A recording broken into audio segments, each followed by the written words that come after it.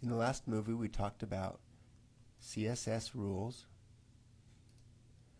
We also talked about selectors and different types of selectors, including HTML selectors, ID and class selectors, pseudo selectors, and a universal selector.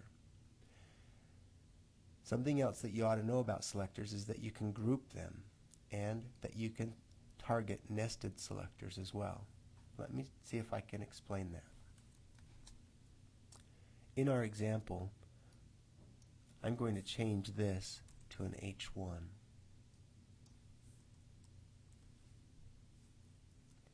Now that will change the style of it because I haven't made a CSS style for H1s. So if I save that and go back to my browser and refresh my browser, this is still styled because I did style all emphasis tags on hover to do that. But now this is an H1. In my CSS, if I want to, I could write a new rule just like this for my H1. Or I could actually save code, and I guess it would even make my file smaller if I use a comma and target my H1 and my P together if I want them to have this same style, same background color, and the same text color. So if I save that now and go back to my browser and refresh, notice now that this H1 tag has those same styles that I gave my P tags. So styles can be grouped by separating selectors with commas. Selectors can also be targeted when they're nested. So for example, this emphasis tag is nested inside of this H1 tag, which is nested inside of this body tag.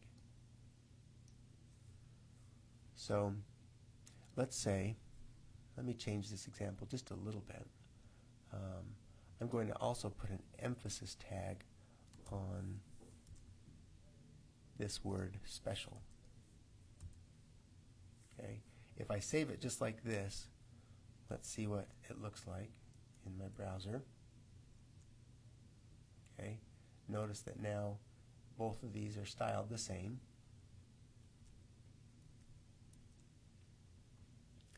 But let's say that in my CSS I only want